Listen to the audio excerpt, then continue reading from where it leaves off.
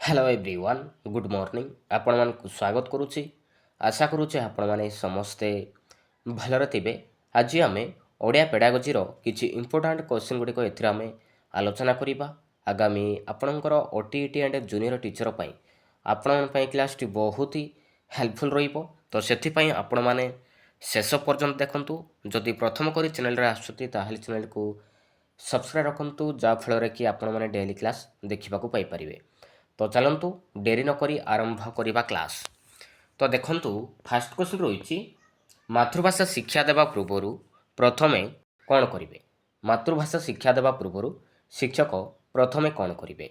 Option A दी पिलाटी कौन जानी ता जानिबा ना पिलाटी कौन पढ़िबो ता विषय जानिबा ना पिलाटी मातृभाषा पई केतेक आग्रही जानिबा ना पिलार परिवार संपर्क रे जानिबा। मातृभाषा शिक्षा देवा पूर्वर शिक्षक प्रथमे कौन करेंगे कौटा राइट आंसर। या राइट आंसर होची आपनकर ऑप्शन नंबर ए पिलाटी कौन जानी ता विषय जानिबा। तो ऑप्शन नंबर ए जिबा आपनकर राइट आंसर। तो नेक्स्ट देखिबा। तो नेक्स्ट क्वेश्चन रही पिलाटी कहिबा बेले कौनसी भूल थिले शिक्षक कौन करेंगे। पिलाटी कहिबा बेले कौनसी भूल थिले शिक्षक कौन करेंगे। भूल को चिन्हट करेंगे ना भूल को बाछि जणाइबे ना भूल को ठीक करने को कहिबे ना पिलार भूल को सुधारी आनिबे व निजे बारंबार ठीक करी कहिबे। कौन करेंगे। राइट आंसर कौटा हम। राइट आंसर होची आपनकर ऑप्शन नंबर डी पिलार भूल को सुधारी आनिबे व निजे बारंबार ठीक करी कहिबे। तो ऑप्शन नंबर डी होची आपनकर राइट आंसर। तो नेक्स्ट देखिबा। तो नेक्स्ट क्वेश्चन रही पिला मानकु दल दल करी बसई सेमानक भितरे आलोचना करने को सुजोग देले तांको भितरे कौन विकास घटी थाए। कहिबा ना शुणिबा ना पढ़िबा ना स्वशिक्षण। राइट आंसर कौटा हम। राइट आंसर होची आपनकर ऑप्शन नंबर डी स्वशिक्षण विकास घटी थाए। पिला मानकु जदि आमे दल दल करी बसैबा तो तांको भितरे कौन सुजोग रो विकास घटी थाए ना स्वशिक्षण रो विकास घटी थाए। तो ऑप्शन नंबर डी होची आपनकर राइट आंसर। तो नेक्स्ट देखिबो। तो नेक्स्ट क्वेश्चन रही भाषा शिक्षण पाई जो चारोटी कौशल प्रयोग करा जाए सेगुड़िक प्रथम सर्वप्रथम कौटा। भाषा शिक्षण आमर जो चारोटी कौशल अच्छी शुणा कहिबा पढ़िबा लेखिबा तो सेगुड़िक मध्यरु सर्वप्रथम कौटा शुणा ना शुणा मन रखिए। सर्वप्रथम हूँ शुणा तापर कहिबा तापर पढ़िबा तापर लेखिबा। तो ऑप्शन नंबर बी हूँ आपनकर राइट आंसर। तो नेक्स्ट देखिबा। तो नेक्स्ट क्वेश्चन रही शुणा कहिबा पढ़िबा लेखिबा एगुड़िक केउं स्तर दक्षता। शुणा कहिबा पढ़िबा लेखिबा श्रवण कथन पठन लिखन एगुड़िक केउं स्तर दक्षता। प्राथमिक ना माध्यमिक ना उच्चस्तरीय ना विश्वस्तरीय। राइट आंसर कौटा हम। राइट आंसर होची आपनकर ऑप्शन नंबर ए। तो एगुड़िक होची प्राथमिक स्तर दक्षता। तो ऑप्शन नंबर ए जिबा आपनकर राइट आंसर। तो नेक्स्ट देखिबा। तो नेक्स्ट क्वेश्चन रही शिशुटी विद्यालय को आसीबा परे शिक्षक प्रथमे मातृभाषा पाई किपरि आग्रही कराइबे। शिशुटी विद्यालय को आसीबा परे शिक्षक प्रथमे मातृभाषा पाई किपरि आग्रही कराइबे। बही पढ़ेबा ना अक्षर घसैबा ना अक्षर लेखाइबा ना गल्प व गीत शुणाइबा। किपरि आग्रही कराइबे प्रथमे गल्प व गीत शुणाइबे। तो ऑप्शन नंबर डी होची आपनकर राइट आंसर। तो नेक्स्ट देखिबा। तो नेक्स्ट क्वेश्चन रही पठन दक्षतार विकास पाई शिक्षक कौन करेंगे। पठन दक्षतार विकास पाई शिक्षक कौन करेंगे। अक्षर लेखा शिखाइबे ना छवि देखाइबे ना छवि व लेखाथिबा फ्लैश कार्ड देखाइबे ना बही पढ़िबे। पठन दक्षतार विकास पाई शिक्षक कौन करेंगे ना छवि व लेखाथिबा फ्लैश कार्ड देखाइबे। तो ऑप्शन नंबर सी जिबो आपनकर राइट आंसर। तो नेक्स्ट देखिबा। आधुनिक प्रणाली रे अक्षर शिक्षा किपरि दिया जाउथला। आधुनिक प्रणाली रे अक्षर शिक्षा किपरि दिया जाउथला। किपरि अक्षर क्रम शिखाइबा ना वाक्यरु शब्द व शब्दर अक्षर ना शब्दर अक्षर ना अक्षररु शब्द व शब्दर वाक्य। किपरि शिक्षा दिया जाउथला आधुनिक प्रणाली रे मन रखिबे वाक्यरु शब्द व शब्दर अक्षर शिक्षा दिया जाउथला। तो ऑप्शन नंबर बी जिबा आपनकर राइट आंसर। तो नेक्स्ट देखिबा।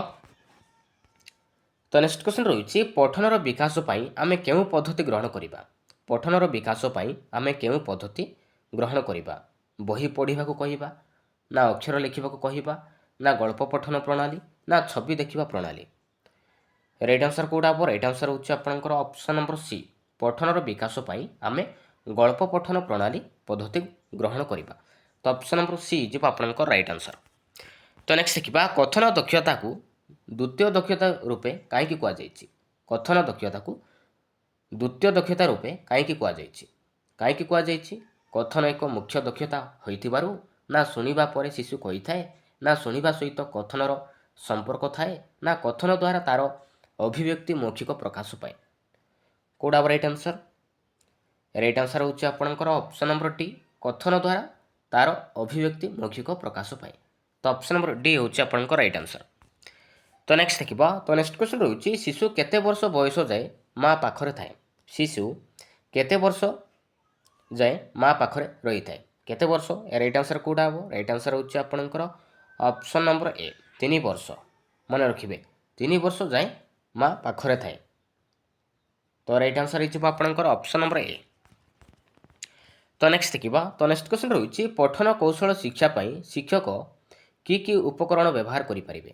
ପଠନ କୌଶଳ ଶିକ୍ଷା ପାଇଁ ଶିକ୍ଷକ କି ଉପକରଣ ବ୍ୟବହାର କରିପାରିବେ?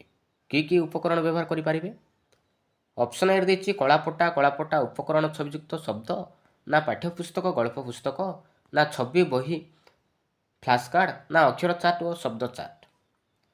ରାଇଟ୍ ଆନ୍ସର କେଉଁଟା ହେବ? ରାଇଟ୍ ଆନ୍ସର ହେଉଛି ଆପଣଙ୍କର ଅପସନ୍ ନମ୍ବର ଏ, ପଠନ କୌଶଳ ଶିକ୍ଷା ପାଇଁ ଶିକ୍ଷକ କଳାପଟା ଉପକରଣ ଛବିଯୁକ୍ତ ଶବ୍ଦ ଏଗୁଡ଼ିକ ବ୍ୟବହାର କରିପାରିବେ। ତ ଅପସନ୍ ନମ୍ବର ଏ ଯିବ ଆପଣଙ୍କର ରାଇଟ୍ ଆନ୍ସର। ତ ନେକ୍ସଟ ଦେଖିବା ଶିଶୁମାନଙ୍କର ଲିଖନ କ୍ରିୟା ଉପରେ ପ୍ରଥମରୁ ଗୁରୁତ୍ୱ ଦେଲେ କି ଅସୁବିଧା ହୋଇଥାଏ? ଶିଶୁମାନଙ୍କୁ ଲିଖନ ଉପରେ ପ୍ରଥମେ ଗୁରୁତ୍ୱ ଦେଲେ ତ ତାଙ୍କର କ'ଣ ଅସୁବିଧା ହୋଇଥାଏ? ପିଲା ଲେଖିବାକୁ ଚାହେଁ ନାହିଁ, ନା ପିଲା ଅଧାରୁ ପାଠ ଛାଡ଼ି ଦେଇଥାଏ, ନା ବିଦ୍ୟାଳୟକୁ ନ ଆସି ଲୁଚି ରହେ, ନା ପିଲା ଉପରେ ଅଧିକ ଚାପ ପଡ଼େ? କ'ଣ ଅସୁବିଧା ହୋଇଥାଏ? ମନେ ରଖିବେ ପିଲା ଉପରେ ଅଧିକ ଚାପ ପଡ଼ିଥାଏ। ତ ଅପସନ୍ ନମ୍ବର ଡି ହେଉଛି ଆପଣଙ୍କ ରାଇଟ୍ ଆନ୍ସର। ତ ନେକ୍ସଟ ଦେଖିବା, ତ ନେକ୍ସଟ କ୍ୱେଶ୍ଚନ୍ ରହିଛି ପାଠ୍ୟକ୍ରମରେ ଶିକ୍ଷକମାନଙ୍କୁ ସ୍ୱାଧୀନତା ଦିଆଯାଇଥାଏ କେଉଁଥିରେ? ଗଣିତ ପୁସ୍ତକ, ନା ଭାଷା ପୁସ୍ତକ, ନା ପରିବେଶ ପୁସ୍ତକ, ନା ସମନ୍ୱିତ ପାଠ୍ୟପୁସ୍ତକ?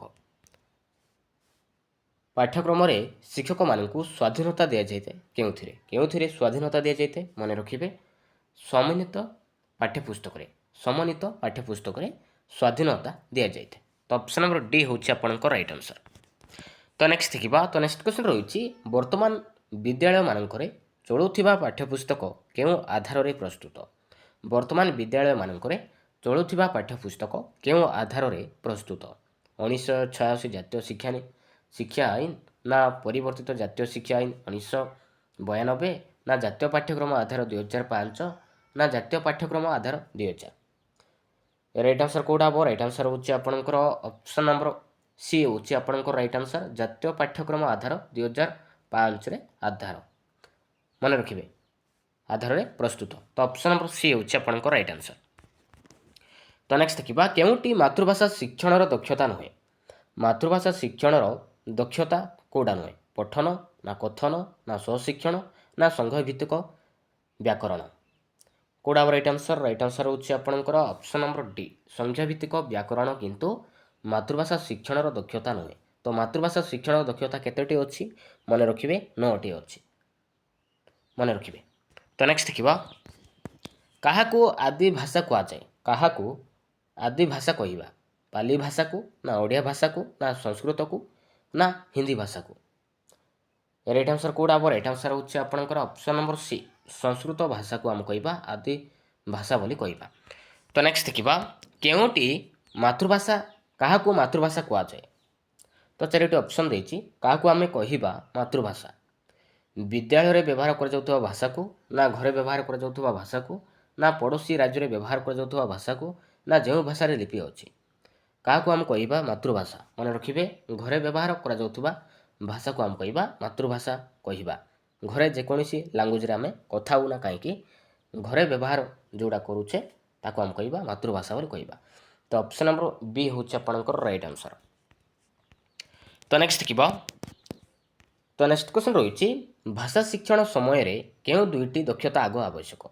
ଭାଷା ଶିକ୍ଷଣ ସମୟରେ କେଉଁ 2ଟି ଦକ୍ଷତା ଆଗ ଆବଶ୍ୟକ?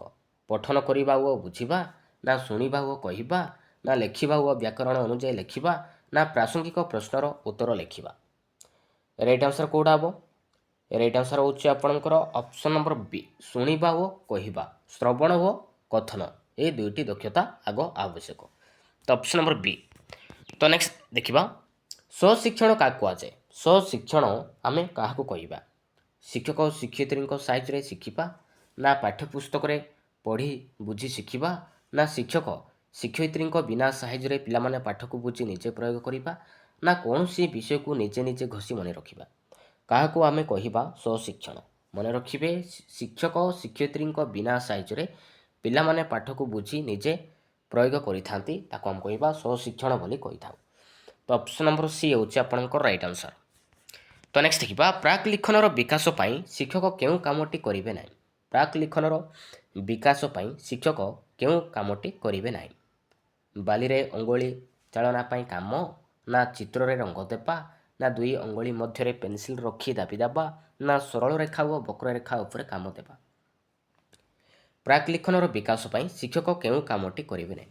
ମନେ ରଖିବେ, ଦୁଇ ଅଙ୍ଗୁଳି ମଧ୍ୟରେ ପେନସିଲ ରଖି ଦାବି ଦେବା, ତ ଏହି କାମଟି କରିବେ ନାହିଁ।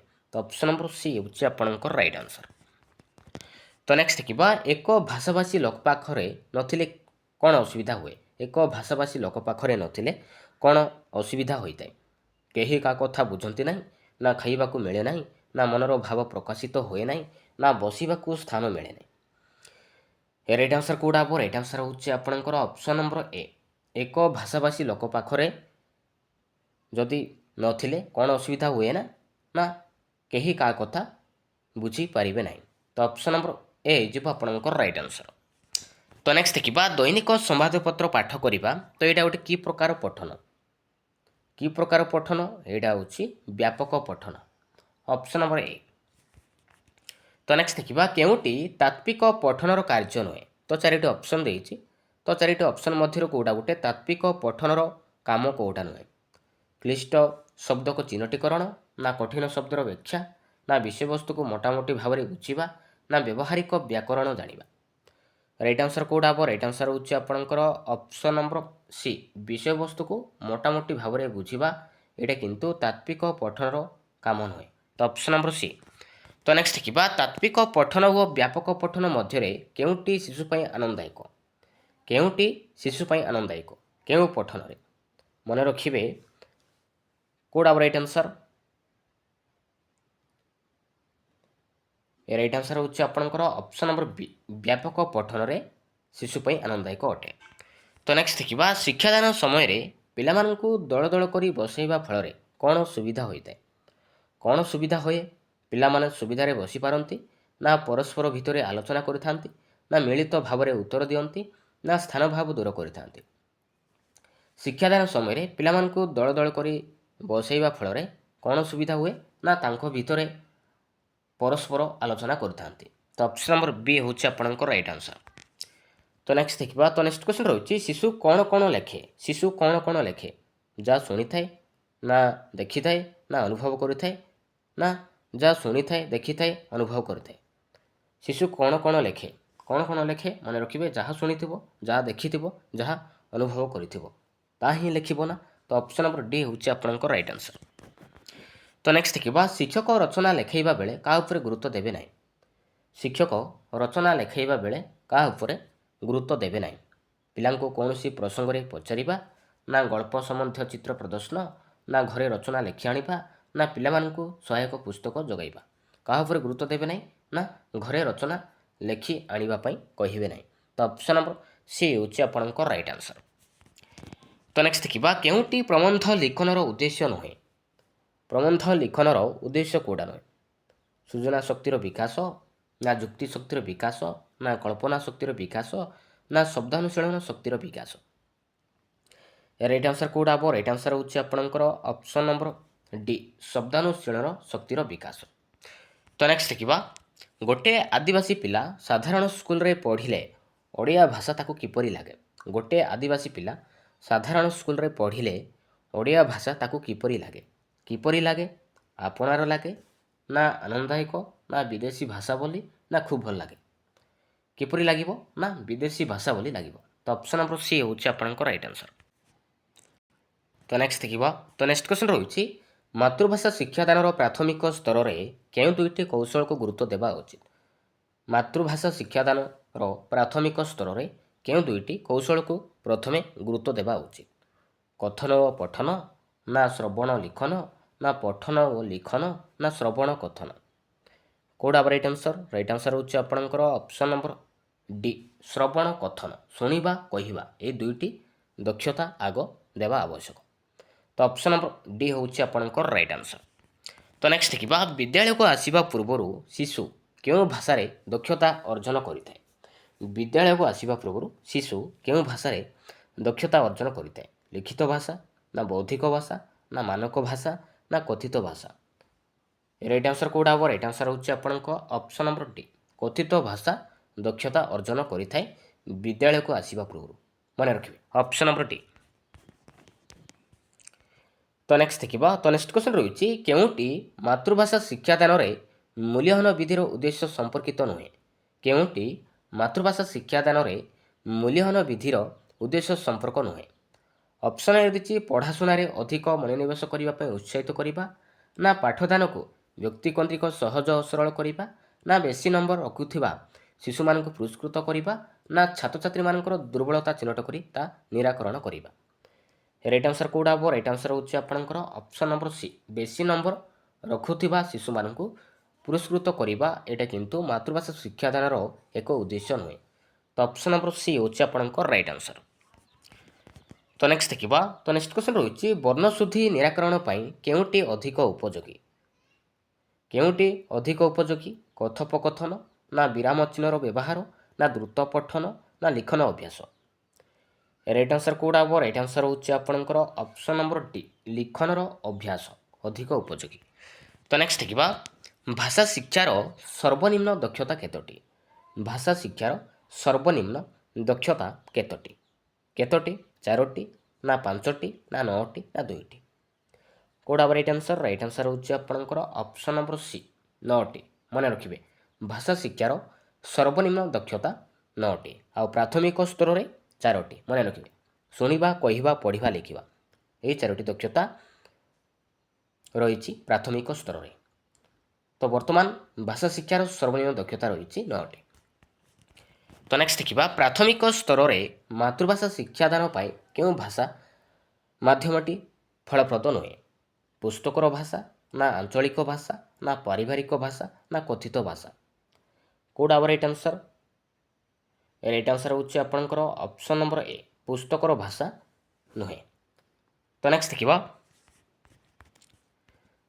तो नेक्स्ट क्वेश्चन रहिछि केउटी प्राक लिखन कार्यक्रम संपर्क नुहे। प्राक लिखन कार्यर क्रमर संपर्क कोडा नुहे। बिंदु जोड़ी चित्र आंकिबा ना दुई धाड़ी मध्य अक्षर लिखिबा ना गोटे गोलाकार ठ लिखिबा ना चित्र मध्य रंग देबा राइट आंसर कोड हम राइट आंसर होछि आपनकर ऑप्शन नंबर बी दुई धाड़ी मध्य अक्षर लिखिबा एटा किंतु प्राक लिखन कार्यक्रम संपर्क नुहे। तो नेक्स्ट देखिबा शुद्ध शब्द लिखन पई केउटी आवश्यक। शुद्ध शब्द लिखन पई केउटी आवश्यक केउटी मन रखिबे बनान खेलर आवश्यक। तो नेक्स्ट देखिबा तो नेक्स्ट क्वेश्चन रहिछि केउ प्रकार मूल्यांकन रे प्रश्न गुड़िक मुख्यतः पाठ्यक्रम बहिर्भूत होइतै। उपलब्धि परीक्षण ना प्रवीणता परीक्षण ना लब्ध ज्ञान परीक्षण ना सामग्रिक मूल्यांकन केउ प्रकार मूल्यांकन रे प्रश्न गुड़िक मुख्यतः पाठ्यक्रम बहिर्भूत होइतै कोड हम राइट आंसर होछि आपनकर ऑप्शन नंबर बी प्रवीणता परीक्षण रे। तो नेक्स्ट देखिबा तो नेक्स्ट क्वेश्चन रहिछि मातृभाषा शिक्षा कले आमे केउ प्रसंग जानि परिबा नै। मातृभाषा शिक्षा कले आमे केउ प्रसंग जानि परिबा नै। वैज्ञानिक परीक्षण ना जातीय संगति ना आंतर्जातिक सद्भाव ना मानविक अधिकार केउ प्रसंग आमे जानि परिबा नै मन रखिबे वैज्ञानिक परीक्षण आमे जानि परिबा नै मातृभाषा शिक्षा कले। तो ऑप्शन नंबर ए। तो नेक्स्ट देखिबा तो नेक्स्ट क्वेश्चन रहिछि केउ दोष थिले शिशु कथा कहि पारे नै। केउ दोष थिले शिशु कथा कहि पारे नै। चक्षु दोष ना श्रुति दोष ना स्पर्श दोष ना चलन दोष राइट आंसर कोड हम राइट आंसर होछि आपनकर ऑप्शन नंबर बी श्रुति दोष थिले शिशु कथा कहि पारे नै। तो नेक्स्ट देखिबा तो नेक्स्ट क्वेश्चन रहिछि एनसीएफ 5 रो पूरा नाम कोन। एनसीएफ 5 रो फुल फॉर्म कोन हबो कोड आप राइट आंसर होची आपनकर option number D national curriculum framework मन रखिबे ऑप्शन नंबर डी। तो नेक्स्ट देखिबा पठन को आमे मुख्यतः केते भागरे विभक्त करि परिबा। पठन को आमे मुख्यतः केते भागरे विभक्त करि परिबा। केते भागरे मन रखिबे दुई भागरे कोन कोन गोटे होची तात्विक पठन आ गोटे होची व्यापक पठन। तो पठन दुई भागरे विभक्त करा जायछि ऑप्शन नंबर ए। तो नेक्स्ट देखिबा तो नेक्स्ट क्वेश्चन रही श्रेणी रे परीक्षा उपयोगी जो पठन करा जाए ताको कौन कह जाए। श्रेणी रे परीक्षा उपयोगी जो पठन करा जाए ताको कौन कह जाए ताको हम कहबा तात्विक पठन बोली कहबा। तो ऑप्शन नंबर ए। तो नेक्स्ट देखिबा आजिकाली केउ शिक्षण उपरे अधिक गुरुत्व दे जायछि। आजिकाली केउ शिक्षण उपरे अधिक गुरुत्व दे जायछि। केउ शिक्षण उपरे मन रखिबे स्वशिक्षण उपरे ही गुरुत्व दे जायछि। तो ऑप्शन नंबर बी होछि आपनकर राइट आंसर। तो नेक्स्ट देखिबा तात्विक पठन व व्यापक पठन मध्य केउटी शिशु पई आनंददायक। केउटी मन रखिबे व्यापक पठन रे शिशु पई आनंददायक। तो नेक्स्ट देखिबा गद्य शिक्षादान उद्देश्य कोडा सॉरी गद्य शिक्षादान उद्देश्य कोडा नुहे। चिंता शक्तिर विकास ना जुक्ति शक्तिर विकास ना कल्पना शक्तिर विकास ना गभीर रसानुभूति कोडा राइट आंसर होछि आपनक ऑप्शन नंबर डी गभीर रसानुभूति। एटा किंतु गद्य शिक्षादान उद्देश्य नुहे। तो चिंता शक्तिर विकास जुक्ति शक्तिर विकास कल्पना शक्तिर विकास ये तीनटे होछि गद्य शिक्षादान उद्देश्य अटे किंतु गभीर रसानुभूति नुहे। तो नेक्स्ट देखिबा केउटी पद्य शिक्षादान उद्देश्य नुहे। पद्य शिक्षादान उद्देश्य कोडा नुहे। रसबद्धर विकास ना सौंदर्यबद्धर विकास ना व्यवहारिक व्याकरण प्रयोग ना शब्द ज्ञान अभिवृद्धि कोडा राइट आंसर होछि आपनकर ऑप्शन नंबर सी व्यवहारिक व्याकरण प्रयोग। एटा किंतु पद्य शिक्षादान उद्देश्य नुहे। तो नेक्स्ट देखिबा भारतर संविधान रे केतोटी भाषा को स्वीकृति दे जायछि। भारतर संविधान रे केतोटी भाषा को स्वीकृति दे जायछि। केतोटी मन रखिबे 22 टी भाषा को स्वीकृति दे जायछि। तो नेक्स्ट देखिबा तो नेक्स्ट क्वेश्चन रही संकर जातीय भाषा कौन। संकर जातीय भाषा का कुआजे क्या कहबा मन रखिबे जो भाषा रे विभिन्न भाषार शब्द मिसी थाए ताको हम कहबा संकर जातीय भाषा बोली कहबा। तो नेक्स्ट देखिबा श्रुत लिखन केउ दुईटी कौशल उपरे पर्यवेसित। केउ दुईटी कौशल उपरे पर्यवेसित दर्शन और लिखन कौशल ना श्रवण और लिखन कौशल ना दर्शन और श्रवण कौशल ना लिखन व वर्णना कौशल। राइट आंसर कोडा हम राइट आंसर होछि आपनक ऑप्शन नंबर बी श्रवण व लिखन कौशल उपरे पर्यवेसित। तो नेक्स्ट देखिबा तो नेक्स्ट क्वेश्चन रही लिखनर विकास ठीक है बोली आमे केते बेले जानिबा। लिखनर विकास ठीक है बोली आमे केते बेले जानिबा जेते बेले पिला शब्द लिखि परिबो ना जेते बेले वाक्य लिखि परिबो ना जेते बेले पिला निज मनरू रचना बा अनुच्छेद लिखि परिबो ना जेते बेले ठीक भाबे सुनी लिखि परिबो। केते बेले आमे जानि परिबा लिखनर विकास ठीक है बोली। राइट आंसर कोडा हम राइट आंसर होछि आपनक ऑप्शन नंबर सी जेते बेले पिला निज मनरू रचना बा अनुच्छेद लिखि पारिबो तो सेते बेले हम जानि परिबा तो पिलार लिखनर विकास ठीक है बोली। तो ऑप्शन नंबर सी। तो नेक्स्ट देखिबा सृजनात्मक लिखन कौन। सृजनात्मक लिखन कौन शुणी शुणी लिखिबा ना देखि देखि लिखिबा ना बारंबार कटा करी लिखिबा ना गोटे नुआ चिंता कल्पना को नहीं लिखिबा। राइट आंसर कोड हम राइट आंसर होछि आपनकर ऑप्शन नंबर डी गोटे नुआ चिंता कल्पना को नहीं लिखिबा तो कम कहबा सृजनात्मक लिखन बोली कहबा। तो ऑप्शन नंबर डी। तो नेक्स्ट देखिबा तो नेक्स्ट क्वेश्चन रही एमएलई रो पूरा नाम कौन। एमएलई रो फुल फॉर्म कौन हम कोडा right answer mother lingual education ना मल्टीलिंगुअल एजुकेशन ना मास लिंगुअल एजुकेशन ना मदर लिंग्विस्टिक एजुकेशन कोडा राइट आंसर होछि आपनकर ऑप्शन नंबर बी होछि आपनकर right answer multilingual education. MLE रो फुल फॉर्म होछि मल्टीलिंगुअल एजुकेशन। तो ऑप्शन नंबर बी। तो नेक्स्ट देखिबा तो नेक्स्ट क्वेश्चन रही केउ कार्यटी मातृभाषार दक्षता वृद्धि करि नथाय। केउ कामटी मातृभाषार दक्षता को वृद्धि करि नथाय। भावर आदान प्रदान ना बोध ज्ञानर विकास ना शब्द ज्ञानर वृद्धि ना पाठ्यपुस्तक पाठ। राइट आंसर कौटा हम राइट आंसर होची आपनकर ऑप्शन नंबर डी पाठ्यपुस्तक पाठ मातृभाषार दक्षता को वृद्धि करि नते। तो नेक्स्ट देखिबा शिशुर बोध ज्ञान आहरण केउं दक्षता जोग होइते। शिशुर बोध ज्ञान आहरण केउं दक्षता जोग होइते। श्रवण और पठन ना पठन और कथन ना कथन और श्रवण ना लिखन और श्रवण। राइट आंसर कौटा हम राइट आंसर होची आपनकर ऑप्शन नंबर ए श्रवण और पठन शुणिबा और पढ़िबा ए दुईटी दक्षता जोग होइते शिशुर बोध ज्ञान मन रखिबे। तो नेक्स्ट देखिबा कालभेरिया मातृत्वर आनंद पाउथला। तो यहाँ गोटे कि प्रकार प्रश्न कालभेरिया मातृत्वर आनंद पाउथला। तो यहाँ गोटे कि प्रकार प्रश्न वस्तुनिष्ठ ना निर्दिष्ट ना दीर्घ ना संक्षिप्त। राइट आंसर कौटा हम राइट आंसर होची आपनकर ऑप्शन नंबर सी। तो यहाँ होची दीर्घ उत्तरमूलक प्रश्न अटे। तो नेक्स्ट देखिबा मौखिक काहा माध्यम रे करा जायते। मौखिक काहा माध्यम रे करा जायते। पेंसिल और कागज माध्यम रे ना कथोपकथन और साक्षात माध्यम रे ना प्रश्नोत्तर माध्यम रे ना गृहकर्म माध्यम रे। राइट आंसर कौटा हम राइट आंसर होची आपनकर ऑप्शन नंबर बी कथोपकथन और साक्षात्कार माध्यम रे मौखिक करा जायते। तो नेक्स्ट देखिबा लिखित परीक्षा रे केउं प्रकार प्रश्न रहिबो नै। लिखित परीक्षा रे केउं प्रकार प्रश्न रहिबो नै। दीर्घ उत्तरमूलक ना मौलिक ना संक्षिप्त ना वस्तुनिष्ठ। राइट आंसर कौटा हम राइट आंसर होची आपनकर ऑप्शन नंबर डी वस्तुनिष्ठ प्रश्न रहिबो नै लिखित परीक्षा रे। तो नेक्स्ट देखिबा तबे देखिबा लास्ट क्वेश्चन केउं मूल्यन को सामग्रिक मूल्यन को आछे। केउं मूल्यन को सामग्रिक मूल्यन कहिबा। एर आंसर कमेंट रे निहाती जणेबे। Thank you.